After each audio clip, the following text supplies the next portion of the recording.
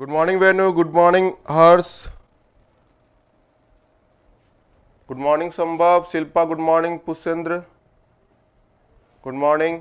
ठीक है, तो जितने लोग भी हैं फटाफट आ जाइए। हम लोग आज नया चैप्टर स्टार्ट करने वाले हैं, चैप्टर 3। ठीक है, चैप्टर 3 स्टार्ट होने वाला है हमारा। टाइम, शिल्पा आप कल शायद नहीं आए थे, कल मैराथन में आई थिंक आप अटेंड नहीं किए थे, मेरे को लगा जैसे, बाकी सब तो थे।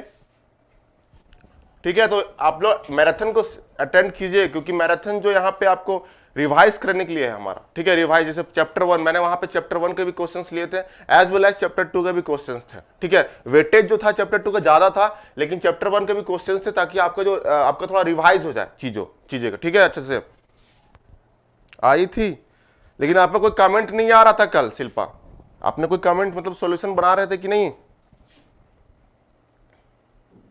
अच्छा, बट लेट से आई थी। Okay Param, sound problem, sound okay? Hello, mic तो ऑन है, देखो तो वहां से। हेलो हेलो,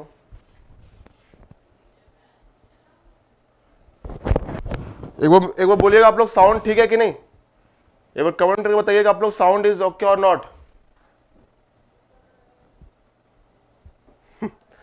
परम बहुत परेशान है शिल्पा को लेकर के। परम इज वेरी वरीड। और लोग किससे, चलो तो आज हम लोग चैप्टर 3 स्टार्ट करते हैं।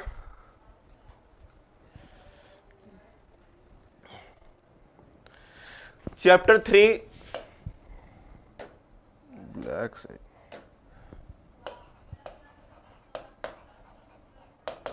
Chapter 3 time domain analysis.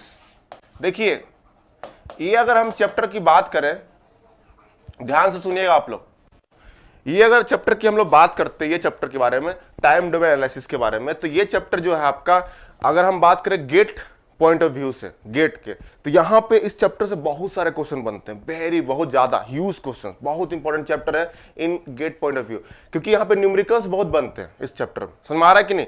लेकिन अगर हम देखें गेट या आपका छोटे मोटे जो जेईई के एग्जाम होते हैं, जेईई एग्जाम, तो इसमें आपको इस पर न्यूमेरिकल बेस्ड क्वेश्चंस रहते हैं। ठीक है, तो इस पे जो क्वेश्चंस जो आते हैं ना, वो जेईई में फिर कम हो जाते हैं थोड़ा। क्यों कम हो जाते हैं? क्योंकि यहाँ पे न्यूमेरिकल्स वाले क्वेश्चन ज्यादा होते हैं, क्योंकि यहाँ पे नाम से ही पता चल रहा है क्या, टाइम डोमेन एनालिसिस। इसका मतलब क्या आपको समझ में आ रहा है? जो हम लोग रेस्पॉन्स निकालते हैं, याद कीजिए, रेस्पॉन्स क्या होता है? आउटपुट, नथिंग बट आउटपुट, यही होता है ना रेस्पॉन्स। तो आप लोग याद कीजिए, मैंने आपको फर्स्ट मतलब सेकेंड लेक्चर में आपको साथ बताया था, जब हम लोग फर्स्ट चैप्टर पढ़ रहे थे। ठीक है, उसमें क्या बताया था कि जब भी हम लोग इनपुट देते हैं तो कुछ ना कुछ आउटपुट मिलता है। ठीक है, तो अगर यहाँ पे हम लोग इंपल्स इनपुट देते हैं, अगर ध्यान से देखिएगा, सब लोग ध्यान से समझने की कोशिश कीजिएगा, अगर हम लोग इंपल्स इनपुट देते हैं तो हमको क्या मिलता है? इंपल्स रेस्पॉन्स मिलता है कि नहीं? अगर कोई सिस्टम है, मैंने बताया था पहले ही लेक्चर में, अगर हम लोग यहां पे अगर इंपल्स इनपुट देते हैं, इंपल्स, तो आपको क्या मिलेगा यहाँ पे? Impulse response. ठीक है, ये मिलता है कि नहीं? अगर यहां पे हम लोग देंगे स्टेप रेस्पॉन्स, रैम्प तो रैम्प रेस्पॉन्स, पैराबोलिक रेस्पॉन्स, ऐसी तक। तो यहां पे जो ये मिलता है, ये क्या है आपका? Nothing but output. ये क्या है आपका? यही तो आउटपुट है। ठीक है, अब ये जो टाइम डोमेन एनालिसिस है, इज नथिंग बट हम लोग आउटपुट को ही एनालिसिस करते हैं विथ रिस्पेक्ट टू टाइम। यहां पे फंक्शन जो होगा, मतलब यहां पे जो आउटपुट होगा, सपोज कुछ भी आउटपुट ले लेते हैं, सी ऑफ एस या वाई ऑफ एस, कुछ भी ले लीजिए, इसको अगर हम लोग टाइम के टर्म्स में, इन टर्म्स ऑफ टाइम, यहां पे जैसे ये एस डोमेन पे है, एस डोमेन मतलब फ्रीक्वेंसी डोमेन पे है, अब इसको हम लोग कन्वर्ट कर देंगे सी ऑफ टी करके, inverse Laplace transform, C of S को सी ऑफ टी। तो ये आपका जो रेस्पॉन्स दिया, इसी को बोला था इंडायरेक्टली टाइम रेस्पॉन्स। ठीक है, टाइम रेस्पॉन्स। तो यही यहां पे हम लोग क्या करेंगे, देखिए, टाइम डोमेन एनालिसिस का मतलब कुछ नहीं है, कुछ नया नहीं है कि क्या है सर, कुछ समझ नहीं आ रहा, ऐसा कुछ नहीं है। ये नथिंग बट हम लोग क्या करते हैं? आउटपुट को ही एनालिसिस करते हैं। समझ में आ रहा है कि नहीं? क्या बोले हम? आउटपुट को ही एनालिसिस करेंगे फॉर डिफरेंट इनपुट्स। एक बार इंपल्स इनपुट देंगे तो क्या होगा देखते हैं, स्टेप इनपुट देंगे तो क्या होगा देखते हैं। तो यहां पे आपको जो मोस्ट जो थिंग्स होते हैं, न्यूमेरिकल ज्यादा बनते हैं इस चैप्टर से। समझ में आ रहा है कि नहीं? तो ये आपको ध्यान में रखना है। क्लियर है? तो ये आपको यहाँ पे मैं जो समझाना चाह रहा था, बस यही समझ लीजिए आप लोग कि ये time domain analysis nothing but क्या है आपका? ये क्या है आपका? Time response. ठीक है, ये nothing but time response he output, मतलब आउटपुट का विथ रिस्पेक्ट टू टाइम हम लोग देखते हैं। ठीक है, तो इसका डेफिनेशन लिखिएगा।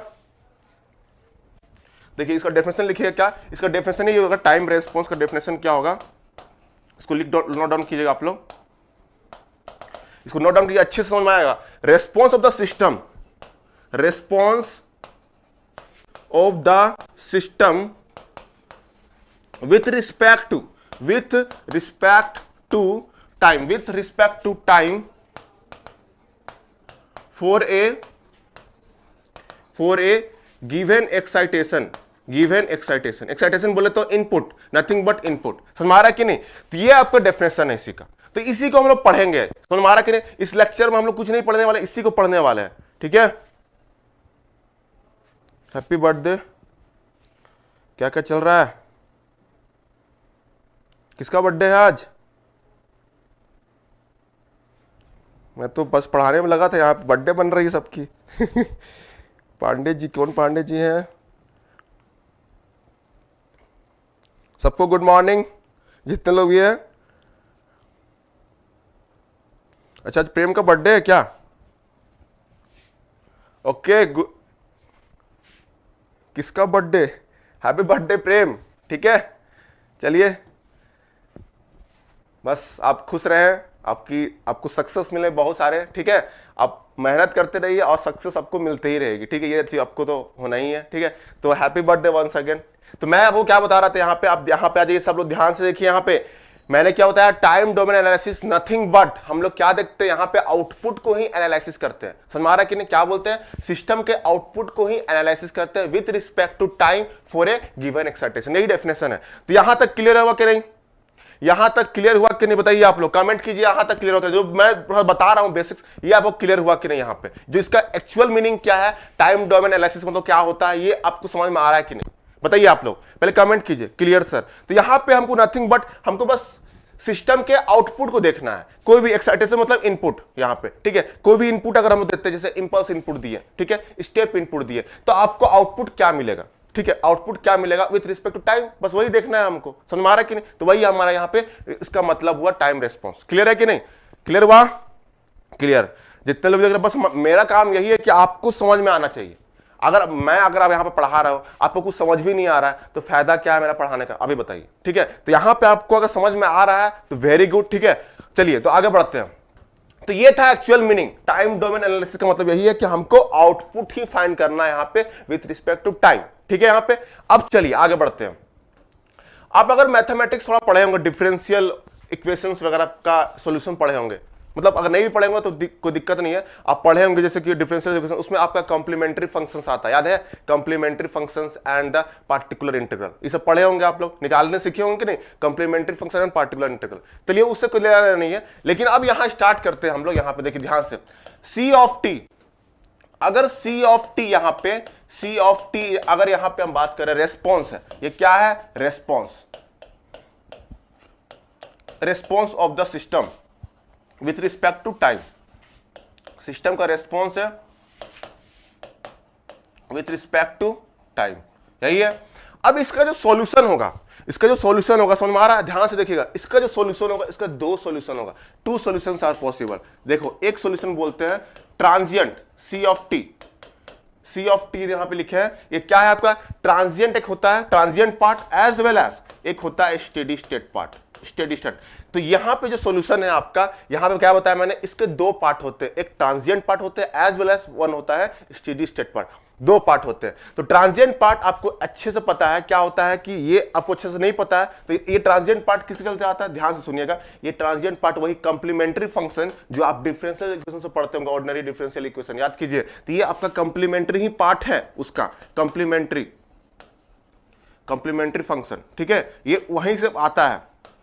और जो पार्टिकुलर इंटीग्रल होता है आपका, ये पार्टिकुलर इंटीग्रल ये आपका देता है steady state part, steady state part, ये पार्टिकुलर जो आप डिफरेंशियल मैथ से पढ़ते हैं, ठीक है, पार्टिकुलर इंटीग्रल।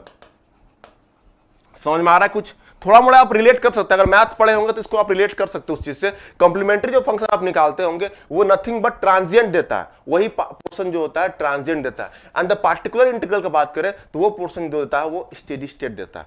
तो अब यहां पे क्लियर हुआ यहां तक। अब यहां हम लोग समझेंगे ट्रांजिएंट किसको बोलते हैं and what is steady state part. समझ में आ रहा है? यहां पे एकदम लाइन बाय लाइन देखेंगे, क्योंकि यहां पे फुल्ली मैथमेटिकल एनालिसिस है आपको, लेकिन यहां पे पढ़ाना तो पड़ेगा ना, कंट्रोल सिस्टम चल रहा है। ये जेईई वेई के लिए उतना इंपॉर्टेंट मतलब नहीं बोल सकते। इसका अगर थ्योरेटिकल पोर्शन जो आएगा वो आ सकता है, जैसे कि आगे जो बढ़ेंगे हम लोग टाइम डोमेन पैरामीटर्स, जैसे कि राइज टाइम, पीक टाइम, फिर डैम्पिंग रेशियोज क्या होते हैं, इसके ऊपर क्वेश्चन आ सकता है। ठीक है, आपका ट्रांजिएंट पार्ट किसको, ट्रांजिएंट पार्ट क्या मतलब क्या एनालिसिस कराता है, स्टेडी स्टेट पार्ट क्या, तो थ्योरेटिकल जो उसके पोर्शन है मैं उसको भी कवर कराऊंगा, टेंशन ना ले। अब बस इसमें मैथमेटिकल एनालिसिस भी है as well as theoretical part भी है। तो आप ज्यादा थ्योरेटिकल जो भी अगर जेईई का प्रिपरेशन कर रहे हैं वो थ्योरेटिकल पार्ट को ज्यादा फोकस करें, मैं तो यही बोलना चाहूंगा। पढ़े हैं? ठीक है, चलिए, वेरी गुड। तो ये जो कॉम्प्लीमेंट्री पार्ट फंक्शन जो है पार्ट है वो क्या देता है, हमारा ट्रांजिएंट पार्ट को देता है, कैलकुलेट करते हैं वहां पे। ठीक है, एंड पार्टिकुलर इंटीग्रल जो होते हैं वो आपको स्टेडी स्टेट देते हैं। अब यहां हमको समझना है कि ट्रांजिएंट किसको बोलते हैं एंड स्टेडी स्टेट किसको बोलते हैं। ठीक है, तो याद कीजिए, आप लैब में गए होंगे, आपके कॉलेजेस में आप बीटेक वीटेक किए होंगे या डिप्लोमा कोई भी, तो आप लैब गए होंगे, तो हम लोग जो है वोल्ट मीटर कनेक्ट करते हैं कि नहीं? कुछ भी अगर किसी के अक्रॉस अगर वोल्टेज, जैसे ये रेसिस्टर के अक्रॉस हमको वोल्टेज फाइंड करना, ये रेसिस्टर है, ठीक है, कुछ भी आपको यहाँ पे कुछ भी दे रहा है, यहाँ पे एक रेसिस्टर है R1, यहाँ R2, यहाँ आपका सपोज यहाँ एक बैटरी लगा दिया डीसी सोर्स, ये क्या आपका डीसी सोर्स है, और इसके क्रॉस अगर आपको वोल्टेज फाइंड करना है तो ये क्या करेंगे, इसके क्रॉस हम लोग पैरेलल में क्या करते हैं, वोल्ट मीटर लगा देते हैं, इसके पैरेलल में वोल्ट मीटर लगा देते हैं, लगा दिए, ऐसे करके कनेक्ट कर दिया। अब आप देखते होंगे जब वोल्ट मीटर कनेक्ट करते होंगे आप, तो वो क्या करता होगा, जो निडल होता है, उसका निडल होता है ना, वो ऐसे जाता है, मूव करता है कि नहीं, ऐसे मूव करता है, थोड़ा देर जो भी डिजायर्ड वैल्यू चाहिए, सपोज इसके क्रॉस 5 वोल्ट है, मान के चलिए इसका क्रॉस एज्यूम करिए कि इसके क्रॉस 5 वोल्ट, आपको R2 के क्रॉस वोल्टेज वो 5 वोल्ट है, तो क्या होता है, क्या वोल्ट मीटर तुरंत 5 शो करने लगता है क्या? नहीं, अगर आप एनालॉग वाला लेंगे, मतलब वो आपका जो बोलते हैं ना डिजिटल नहीं होके, ठीक है, तो वो डिजिटल नहीं रहता, तो क्या होता है, उसमें नीडल लगे रहते हैं। अब वो क्या होता है, कुछ देर ऐसे मूव करता है, फिर ऐसे ऐसे होकर के एक जगह पॉइंट पे सेटल होता है कि नहीं, ऐसे कुछ करके मूव करेगा, और सपोज जहां भी 5 वोल्ट है वहां जाकर के एक सेटल डाउन हो जाता है, होता है कि नहीं, नीडल आपका यहां से स्टार्ट हुआ, यहां से जो स्टार्ट हुआ उसके जाकर वो सेटल डाउन हो गया 5 वोल्ट में, जो डिजायर्ड वैल्यू है। समझ में आ रहा है कि नहीं? तो यहां पर इसके मतलब क्या हुआ कि जो पोर्शन जो जैसे कि 0 से स्टार्ट होकर के जितना टाइम लगा उसको सेटल होने तक, मतलब तो वो पोर्शन को हम लोग क्या बोलते हैं, ट्रांजिएंट पार्ट। जितना स्टार्ट होकर के, जहां से स्टार्ट हुआ एंड जितना देर वो वाइब्रेट करने के बाद वो वाइब्रेट हुआ जहां तक, वहां तक उसको जो सेटल हो गया उस पार्ट तक हम लोग क्या बोलेंगे, आपका वो बोलेंगे ट्रांजिएंट पार्ट। और उसका जब सेटल डाउन हो गया, जहां पे सेटल डाउन हुआ उसके बाद जितना भी टाइम ले लीजिए वो आपका स्टेडी स्टेट पार्ट होगा। समझ में आ रहा है कि नहीं? तो आपको यहां पे अगर हम ग्राफ इसका ड्रॉ करें तो कुछ ऐसे बनेगा, ध्यान से सुनिएगा, ध्यान से एकदम बिल्कुल फोकस, पूरा एकदम फीलिंग्स ले लेना है, फीलिंग्स लेना है आपको टाइम डोमेन एनालिसिस का, फीलिंग्स। ठीक है, तो अगर हम एक तरह से अगर हम बात करें, सपोज इसका 5 वोल्ट डिजायर है, क्या बोले हम, 5 वोल्ट इसका डिजायर्ड वैल्यू है, मतलब ठीक है 5 वोल्ट, हमको 5 वोल्ट चाहिए। ये आउटपुट का बना रहे हैं हम लोग, किसका बना रहे हैं, आउटपुट y ऑफ टी और c ऑफ टी का। ठीक है, तो आउटपुट ही तो चाहिए ना हमको 5 वोल्ट, यही तो आउटपुट है ना यहाँ पे। ठीक है, अब यहां बताइए ये क्या होगा, क्या डायरेक्ट यहां 5 वोल्ट पहुंच जाएगा? बिल्कुल नहीं पहुंचेगा, कभी नहीं पहुंचेगा ऐसे। वो क्या करेगा, वो कुछ ऐसे चलेगा, ऐसे चलने के बाद वो क्या होता है, थोड़ा सा ऐसे ऑसिलेट करने के बाद, जो ऑसिलेट होता है ना उसके आसपास, डैम्प आउट जिसको बोलते हैं, डैम्प होगा थोड़ा देर उसका ऑसिलेट होने के बाद एक जगह सेटल होगा, तो वो फिर ऐसे होके ऐसे करके ऐसे सेटल डाउन हो जाता है। समझ में आ रहा है कि नहीं? तो ये जो पोर्शन है यहां से यहां तक सेटल होने से पहले तक, मतलब इस पोर्शन का बात कर रहे हैं, इस पोर्शन का अगर बात करें, this is the transient part, इसको बोलते हैं ट्रांजिएंट पार्ट। और ये जो पीरियड होता है, टाइम, ये टाइम है, इसको बोलेंगे हम लोग ट्रांजिएंट पीरियड। ठीक है, इसको बोला था transient period, transient period. Note down कीजिएगा अच्छे से, सबको नोट्स बनाना बहुत जरूरी है, हम टाइम बहुत देते हैं। ठीक है, और उसके बाद आगे जो बढ़ेंगे उसको बोलेंगे हम लोग स्टेडी स्टेट पार्ट, इसको क्या बोलेंगे हम लोग, स्टेडी स्टेट पार्ट। उतना आपको डीपली नहीं जाना है, बस आपको नॉलेज लेना है कि ट्रांजिएंट पार्ट क्या है, स्टेडी स्टेट पार्ट क्या है। ठीक है, बहुत ज्यादा डीपली नहीं पढ़ना है आपको। ट्रांजिएंट आप नेटवर्क वगैरह हम पढ़ते हैं, BW सब में ट्रांजिएंट वगैरह पढ़े होंगे। ठीक है, तो उतना ज्यादा नहीं पढ़ना आप लोगों को, थोड़ा सा आपको बेसिक्स यहाँ पे समझना है। ठीक है, ठीक है, तो ये जो पोर्शन है, जब तक आपका क्या, यहाँ पे आपको क्या ऑब्जर्व करने को मिला, यहाँ पे जब तक आपका आउटपुट जो है वैरी कर रहा है, वैरी कर रहा ना विथ रिस्पेक्ट टू टाइम, उस पीरियड को हम लोग बोलते हैं ट्रांजिएंट पीरियड। जब तक हम क्या बोले, जब तक आपका आउटपुट जो है, जब तक आपका आउटपुट जो है आपका जब वैरी कर रहा है विथ रिस्पेक्ट टू टाइम, यहां देखिए वैरी कर रहा है कि नहीं, देखिए पूरा वैरी कर रहा है, कर रहा है विथ रिस्पेक्ट टू टाइम, उसको बोलेंगे हम ट्रांजिएंट पार्ट। अब जब वो सेटल डाउन हो जाता है, सेटल डाउन हो जाता है, अब देखिए सेटल डाउन होने के बाद क्या वो वैरी कर रहा है, टाइम बस बढ़ा रहे हैं हम लोग, लेकिन उसका जो वैल्यूज है 5 वोल्ट फिक्स है, वो 5 वोल्ट से बढ़ नहीं रहा है यहां पे, ठीक है। तो ये पोर्शन को हम लोग बोलते हैं स्टेडी स्टेट। तो ये ध्यान रखिएगा कि ट्रांजिएंट पीरियड जो होता है वो टेम्पररी होता है, कुछ समय के बाद वो डैम्प आउट हो जाता है, खत्म हो जाता है, फिनिश हो जाता है, ठीक है, टाटा बाय बाय हो जाता है उसका। लेकिन स्टेडी स्टेट पार्ट वो आपका इन्फिनाइट टाइम तक रहेगा ही, मतलब आपका t टेंड्स टू इंफिनिटी पे हम लोग इसलिए स्टेडी स्टेट निकालते हैं, ठीक है, क्योंकि हमको पता नहीं है कि किस टाइम पे हमको आउटपुट वैल्यू मिलेगा, ठीक है। तो ये आपको ध्यान में रखना है इस चीज को। तो ये होता है आपका ट्रांजिएंट पार्ट एंड एक होता है स्टेडी स्टेट पार्ट। क्लियर हुआ कि नहीं यहां तक जो मैं बता रहा हूं?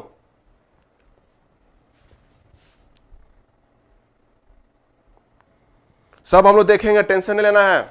क्रिटिकल ओवर अंडर टाइम, आपका जो सेकंड आपका जो सेकंड जो आपको मेन जो यहां पे इंपॉर्टेंट क्या है आपका सेकंड ऑर्डर सिस्टम, ठीक है। सेकंड जो ऑर्डर सिस्टम पढ़ेंगे सारा चीज हम बताएंगे आपको, क्रिटिकल डैम क्या होता है, ओवर डैम क्या होता है, ठीक है, आपका अंडर डैम क्या होता है, सब चीज एक्सप्लेन करेंगे on the basis of damping ratio, ठीक है, टेंशन ना ले। तो ये आपको थोड़ा आपको आइडिया मिल गया होगा, ठीक है। तो यहां पे मैंने जो बताया कि आप कि जो आउटपुट है यहाँ पे इसका 2 पार्ट होते हैं, एक होते हैं आपका आउटपुट का 2 पार्ट होता है, एक स्टेडी स्टेट पार्ट होता है एंड एक वन होता है ट्रांजिएंट पार्ट, एक steady state part and one is the transient part, ठीक है। अब यहां एक चीज इंपॉर्टेंट है, मैंने यहीं पे आपको रिलेट करता हूं open loop system and close loop system में। Open loop system and close loop system में क्या होता है, ओपन लूप सिस्टम क्या होता है कि ये जो ऑसिलेशन हो रहा है यहां पे, ये ओपन लूप सिस्टम में नहीं होता है, ओपन लूप सिस्टम में नहीं होता है। तो यहां पे अगर हम बात करते हैं, ध्यान से सुनिएगा, यहां बहुत इंपॉर्टेंट टॉपिक आ रहा है, रिलेटिव स्टेबिलिटी, जो आप कभी सुने भी नहीं होंगे, अभी सुने भी होंगे, बिल्कुल सुनेंगे, ऐसे नहीं। रिलेटिव स्टेबिलिटी यहां पे कंपेयर करेंगे, रिलेटिवली कंपेयर करेंगे। तो यहां पे ध्यान से देखिए क्या चीज,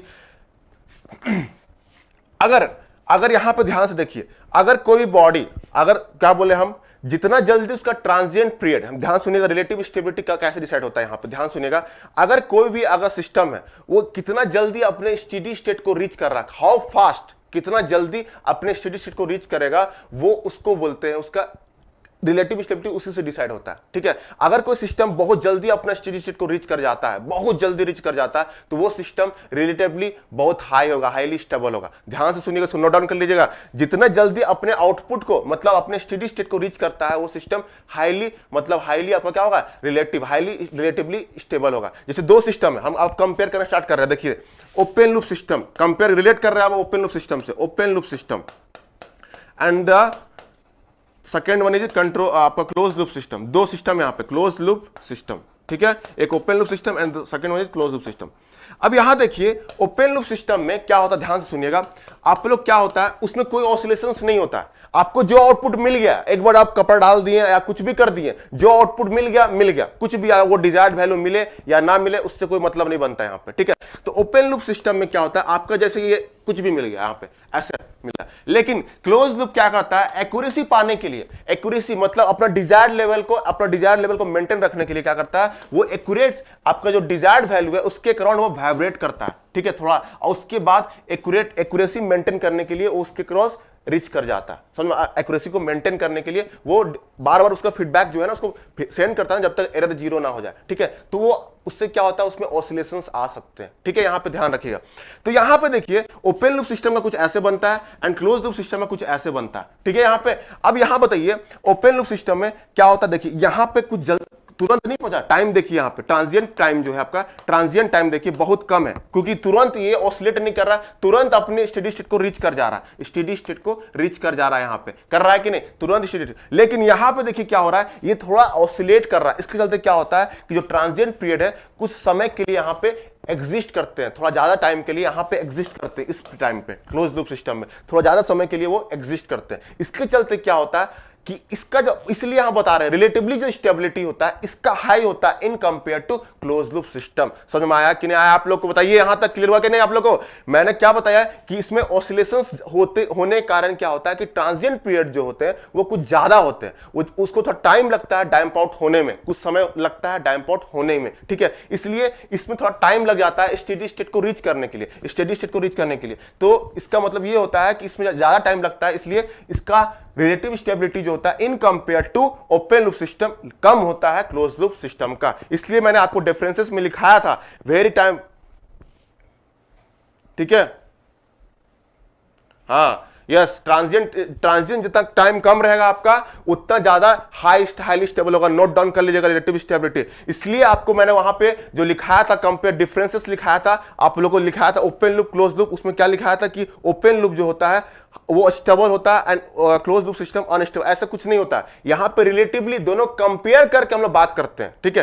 क्लोज लूप भी स्टेबल होता है, ठीक है, लेकिन वो इसके कंपेयर में लेस स्टेबल होता है। ऐसा नहीं बोल रहे कि अनस्टेबल होता है। भाई अनस्टेबल कैसे आप सिस्टम डिजाइन कर सकते हैं? कोई भी सिस्टम अनस्टेबल कैसे आप डिजाइन कर सकते हैं? नहीं ना कर सकते हैं। तो यहां पे ये भी स्टेबल रहता है, बट इसके कंपेयर में ओपन लूप के कंपेयर पे ये ज्यादा लेस स्टेबल होता है। समझ में आ रहा है रिलेटिवली? तो ये आपको ध्यान रखना है। तो ट्रांजिएंट पीरियड जो है आपका, आप नोट पॉइंट लिखते जाइए। यहां पे अब मैं कुछ पॉइंट्स लिखा रहा हूं, उसको अच्छे से थ्योरी पार्ट है यहां पे। ट्रांजिएंट जो पीरियड है, ट्रांजिएंट पीरियड आपका जो है डिसाइड करता है किसको? Period decides the relative stability of the system, relative stability of any system. समझ में आ रहा है कि नहीं? यहां से आपको एक पॉइंट क्लियर हुआ। अब यहां बताइए, दोनों में इनवर्स रिलेशन होता है। ट्रांजिएंट पीरियड, ठीक है, is inversely proportional to relative stability. अगर ट्रांजिएंट पीरियड कम तो रिलेटिव स्टेबिलिटी ज्यादा। दोनों में इनवर्स रिलेशन, रिलेटिव स्टेबिलिटी, ठीक है। ये इसको नोट डाउन कर लीजिएगा अच्छे से आप लोग। इनवर्स रिलेशन होता है दोनों में। अगर ट्रांजिएंट पीरियड कम तो रिलेटिव स्टेबिलिटी ज्यादा, अगर ट्रांजिएंट पीरियड कम ज्यादा तो ये आपका रिलेटिव स्टेबिलिटी कम। तो इसको नोट डाउन कर लीजिएगा आप लोग, अच्छे से क्लियर कर लीजिए आप लोग, ठीक है। यहां पे कोई डाउट नहीं होना चाहिए। मुझे बिल्कुल पसंद नहीं कि किसी को डाउट हो, ठीक है। यहां पे अब दूसरा पार्ट, ट्रांजिएंट पीरियड जो है आपका, ट्रांजिएंट जो होता है, ट्रांजिएंट जो है, transient part decides the speed of the system. Decide the speed of the system. System का जो स्पीड है उसको डिसाइड करता है।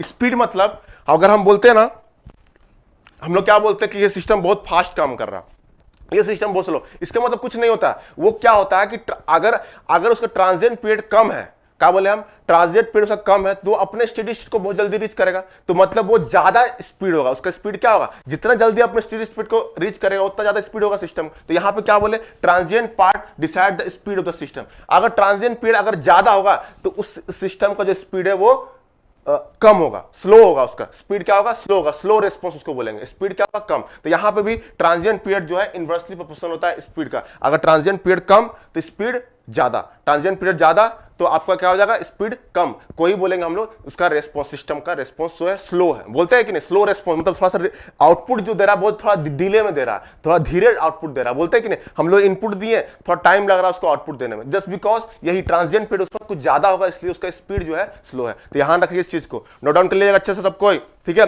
नेक्स्ट पोर्शन लिखिएगा स्पीड का। ये आपका ट्रांजिएंट पीरियड देता है, किसी भी सिस्टम का स्पीड को बताता है कि कितना जल्दी अपने स्टेडी स्टेट को रीच कर रहा है, वही आपका ट्रांजिएंट पीरियड देता है। उसका स्पीड उसी से डिसाइड होता है, ठीक है। दूसरा क्या होता है, अगर हम स्टेडी स्टेट अब बात करते हैं, स्टेडी स्टेट आपका जो होता है ये एरर को बताता है, सिस्टम के एरर को। स्टेडी स्टेट जो आप पढ़ेंगे हम लोग, वो आप लोग पढ़ेंगे अच्छे से। स्टेडी स्टेट एरर जो पढ़ते हैं हम लोग, ये सिस्टम के एरर्स को बताता है कि डिजायर्ड वैल्यू को रीच किया कि नहीं किया। ये आप लोग पढ़ेंगे प्रॉपर। इसका भी इसी में पढ़ेंगे, इसी टॉपिक में इंक्लूड है हमारा, वो हम लोग पढ़ेंगे स्टेडी स्टेट एरर में पढ़ेंगे। नोट डाउन कर लीजिएगा इसको अच्छे से, घबराए ना बिल्कुल। स्टेडी स्टेट एरर में पढ़ेंगे इसको। क्या बोले? Steady state part will give system error. System का जो एरर है वो बताएगा आपका। एरर मतलब यहां पे आपका जो, जैसे कि आप हमेशा तो कोई सिस्टम 100% एक्यूरेसी तो होता है नहीं है। आप जैसे कि मेजर करने गए, अपना वेट मेजर करने गए, अगर आपका है, हो सकता है एरर दे कुछ एरर जो आता है आपको डिजायर्ड, मान लीजिए आपका बॉडी का ओरिजिनल वेट है 75 kg, ठीक है, आपको वो शो कर रहा है 74.9, तो कुछ तो एरर आया ना 74.9, मतलब 0.1 का आपको एरर दिख रहा है। तो ये जो एरर है सिस्टम का, वो कैसे डिसाइड होता है? Nothing but steady state part से डिसाइड होता है, जब वो हमारा आउटपुट जो है चेंज होना बंद हो जाए, ठीक है। तो ये आपको ध्यान रखना है। तो ये आपको एरर देगा। क्लास होगी इसके जस्ट बाद, इसी टॉपिक में चैप्टर 3 में ही स्टेडी स्टेट एरर है। रोड मैप में मैंने आपको डिस्कस किया था। तो चैप्टर 3 में एवरीथिंग विल क्लियर, ठीक है। आपको स्टेडी स्टेट वहीं भी बहुत डिटेल में पढ़ाया जाएगा। डिटेल मतलब इन द सेंस जो आपको जेईई में है वो पढ़ाया जाएगा, ऐसा नहीं कि अंदाजे आपको पढ़ा दिया जाए, ठीक है। तो यह ध्यान रखिएगा, स्टेडी स्टेट जो है आपको सिस्टम का एरर बताता है। नोट डाउन कर लीजिएगा आप लोग अच्छे से, एग्जाम में कुछ भी पूछ सकता है, anything. Transient period relative stability किससे डिसाइड होता है? तो ट्रांजिएंट पीरियड से। ये सब क्वेश्चन आ सकता है आपका। ये डिसाइड द स्पीड। स्पीड कौन डिसाइड करता है? ट्रांजिएंट पार्ट डिसाइड करता है। स्टेडी स्टेट पार्ट क्या डिसाइड करता है? सिस्टम का एरर डिसाइड करता है। तो ऐसा आपको क्वेश्चन पूछ सकते हैं। समझ में आया जितने लोग भी देख रहे हैं? कुछ नहीं है हार्ड, आप देखेंगे बहुत इजी हो जाएगा। कुछ हार्ड नहीं है। आपको टेबल एक बनवाऊंगा मैं, टेंशन ना ले हर्ष, आपको मैं एक टेबल बनवा दूंगा स्टेडी स्टेट एरर का, आपको मतलब मजा आ जाएगा उसमें। आने तो दीजिए वो स्टेडी स्टेट एरर। यहाँ पे देखिए अभी जैसे आज हम लोग करने वाले हैं फर्स्ट ऑर्डर सिस्टम का एनालिसिस करेंगे, जो उतना इंपॉर्टेंट नहीं है। सेकंड, उसके बाद कल पढ़ेंगे हम लोग सेकंड ऑर्डर एनालिसिस का। उसके बाद फिर आएगा आपका टाइम डोमेन पैरामीटर्स, उसमें देखेंगे राइज टाइम, पीक टाइम, फिर मैक्सिमम पीक ओवरशूट क्या होता है, इस सब चीज के बारे में डेफिनेशन देखेंगे। फिर लास्ट जो टॉपिक है वो आपका है स्टेडी स्टेट एरर। तो 4 टॉपिक्स है इसमें, थोड़ा सा बड़ा चैप्टर है, इसको क्या बोलेंगे? पहला आज देखेंगे हम लोग फर्स्ट ऑर्डर सिस्टम का एनालिसिस, मतलब इनपुट देंगे हम लोग इनपुट्स तो आउटपुट क्या मिलेगा, ठीक है। अगर इनपुट स्टेप देंगे तो आउटपुट क्या मिलेगा, इसका एनालिसिस आज हम लोग देखने वाले हैं। कल देखने वाले हैं हम लोग फिर सेकेंड ऑर्डर सिस्टम का देखेंगे हम लोग। वो थोड़ा सा बड़ा होगा, क्योंकि उसमें हमको सब चीज देखना है ना। डैम्पिंग रेशियो अगर 0 होगा तो क्या होगा, डैम्पिंग रेशियो अगर 1 के बराबर होगा तो क्या होगा, डैम्पिंग रेशियो लेस देन 1 होगा तो क्या होगा, डैम्पिंग रेशियो ग्रेटर देन 1 होगा तो क्या होगा, क्रिटिकल डैम्प, इससे क्वेश्चन आते हैं, ठीक है। किसी से क्वेश्चन आते हैं, आपका रेस्पॉन्स कैसे बनेगा, वो थोड़ा सा बड़ा है, इसलिए हो सकता है कल 2 दिन जा सकता है on the second order system में, 2 दिन या 2 दिन चल जा सकता है उस पर, ठीक है। उसके बाद वो खत्म होगा, उसके बाद हम लोग देखेंगे क्या, आपका टाइम डोमेन पैरामीटर्स, जिसमें आपको राइज टाइम क्या होता है, पीक टाइम क्या होता है, फिर डिले टाइम क्या होता है, ये सब चीज देखेंगे। सेटलिंग टाइम क्या होता है, 4-5 इसका डेफिनेशन पे क्वेश्चन आ जाते हैं आपका, ठीक है। तो सब टाइम डोमेन पैरामीटर्स आपके लिए इंपॉर्टेंट है। उसके बाद देखेंगे मैक्सिमम पीक ओवरशूट उसी में, ठीक है। इतना पार्ट उसमें खत्म हुआ। उसके बाद जैसे वो खत्म होगा उसका हम स्टार्ट करेंगे स्टेडी स्टेट एरर, ठीक है। तो ये सब प्रोसेस आपको कवर करना है, ठीक है।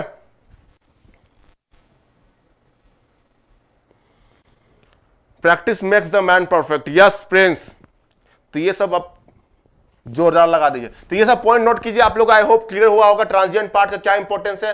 एंड मैंने कंपेयर भी कर दिया कि ओपन लूप कैसे ज्यादा स्टेबल होता है in compare to close loop system. तो ये सब आपको ध्यान में रखना है, इसको प्रॉपर नोट कर लीजिए। अब स्टार्ट करते हैं हम लोग एनालिसिस। तो ये थोड़ा बेसिक्स था मैंने आपको अब यहां पे स्टार्ट करते हैं analysis of first order system. First order system का हम लोग एनालिसिस करेंगे, ठीक है। अच्छे से देखिएगा, यहां पे फर्स्ट ऑर्डर सिस्टम का हम लोग क्या करने वाले हैं, एनालिसिस करने वाले हैं। ध्यान से देखिएगा जितने लोग भी देख रहे हैं। समझ में आया कि नहीं यहां तक बताइए आप लोग को। यहां तक जो मैं बताया पहले एक बार कमेंट कीजिए आप लोग, समझ में आया कि नहीं। उसके बाद यहां पे आगे बढ़ेंगे, फर्स्ट ऑर्डर सिस्टम का एनालिसिस करेंगे, ठीक है। फॉर इंपल्स इनपुट के लिए, और हम देखेंगे 2 इनपुट के लिए देखेंगे, इंपल्स इनपुट एंड जब स्टेप इनपुट देंगे तो आउटपुट क्या मिलेगा, उसका आउटपुट का एक्सप्रेशन कैसे मिलेगा, उसका आउटपुट का वेवफॉर्म कैसे मिलेगा, ये हम लोग देखने वाले हैं, ठीक है। चलिए इसको बताइए यहां पे समझ में आया कि नहीं, प्रॉपर क्लियर हुआ कि नहीं? Clear sir?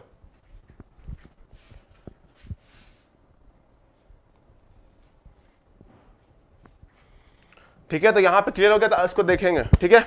इसमें भी मैं एक रिलेशन निकालूंगा, टाइम आपका टाइम कांस्टेंट से कैसे स्पीड डिपेंड करता है, ठीक है। टाइम कांस्टेंट पे कैसे स्पीड जो है डिपेंड करता है, ठीक है। ये भी एक रिलेशन दिखाऊंगा उसका।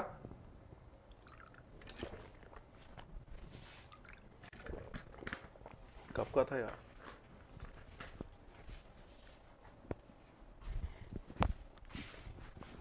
चलो अब analysis of first order system.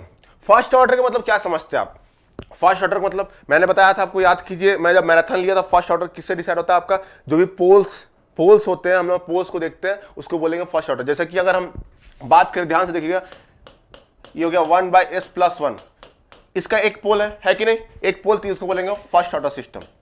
First order system, ठीक है, ये बोलेंगे फर्स्ट ऑर्डर सिस्टम। एक पोल मतलब फर्स्ट ऑर्डर सिस्टम। देखिए अब इसको ड्रॉ कीजिए, 1/s+1, s+2 कुछ भी है, तो ये आपका क्या हो गया, सेकेंड ऑर्डर सिस्टम। 2 पोल, आपको पोल्स पता ही है, सेकेंड ऑर्डर सिस्टम, ठीक है। अब थर्ड आप देखते हैं यहां पे, अगर s+3 ऐसे दिया हुआ है बाय s+1, ये अभी आपका क्या होगा, दिस वन इज ऑल्सो आपका सेकेंड ऑर्डर सिस्टम ही होगा। ऐसा कुछ नहीं है कि सर एक 0 तो प्रेजेंट है ना, तो 0 से कोई लेना देना नहीं है अपने को, ठीक है। ये भी आपका सेकेंड ऑर्डर सिस्टम, हम पोल से डिसाइड करते हैं हमेशा ऑर्डर, ठीक है। चलिए तो 2 चीज से हम लोग देखेंगे, इंपल्स जब इनपुट देंगे तो ये आपको क्लियर हो गया ऑर्डर। तो हमारा काम क्या है, फर्स्ट ऑर्डर सिस्टम का देखना। तो फर्स्ट ऑर्डर सिस्टम कल देखेंगे, सेकंड ऑर्डर सिस्टम मतलब सेकंड ऑर्डर सिस्टम मतलब 2 पोल, ठीक है। अब फर्स्ट ऑर्डर सिस्टम में हम देखेंगे क्या, ओनली 1 पोल जब रहेगा। क्लियर है यहाँ पे? तो चलिए इसको ध्यान से रखिएगा आप लोग। ये देखिए अब यहां जो मैं लिखने वाला हूं, देखिए इसका जो स्टैंडर्ड इसका स्टैंडर्ड ट्रांसफर फंक्शन जो होता है फर्स्ट ऑर्डर सिस्टम का, ये भी देख लीजिएगा आप लोग, स्टैंडर्ड लिखिए आप लोग, standard transfer function of first order system, first order system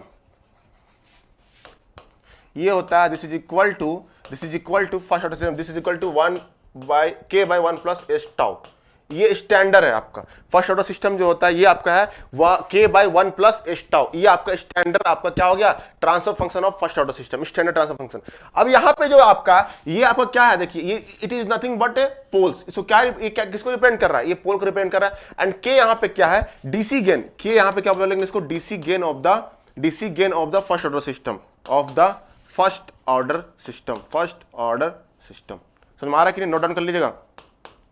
के को डीसी गेन बोलेंगे। डीसी गेन कैसे निकालते हैं, जब एस को 0 पुट कर दीजिए, क्या बोले हम, एस को 0 पुट कर दीजिए। यहां पे फर्स्ट ऑर्डर सिस्टम के लिए बात कर रहे हैं। यहां पे अगर यहां पे टाइप अगर अलग होता सिस्टम का टाइप मतलब जैसे number of poles at origin, तो वहां पे डायरेक्ट एस 0 नहीं पुट कर सकते। ध्यान रखिएगा इस चीज को, वो हम लोग क्लियर करेंगे स्टेडी स्टेट एरर में, ठीक है। तो यहां पे नोट डाउन कर लीजिएगा डीसी गेन। बहुत लोग कल डाउट पूछे थे कुछ लोगों ने कि सर डीसी गेन क्या होता है। तो डीसी गेन यहां पे होता है कि अगर फर्स्ट ऑर्डर सिस्टम है, यहां पे टाइप 0 है, टाइप क्या है इसका, इस सिस्टम का 0 है। टाइप 0 कैसे हुआ, तो यहां पे देखिए कोई भी पोल्स जो है आपका ओरिजिन पे एग्जिस्ट नहीं कर रहा, तो यहां पे आप डायरेक्टली एस को 0 पुट कर सकते हैं। तो यहां पे क्या कर सकते हैं, directly put s equal to 0, s equal to 0 put करेंगे तो आपको डीसी गेन दे देगा। तो यहां पे एस इक्वल टू 0 पुट कीजिए तो क्या मिलेगा, यहां पे ये पोर्शन तो 0 हो गया, तो क्या मिलेगा, ओनली के। तो इसलिए लिखा गया के is the DC gain of the first order system. First order system क्या है, डीसी गेन है, ठीक है।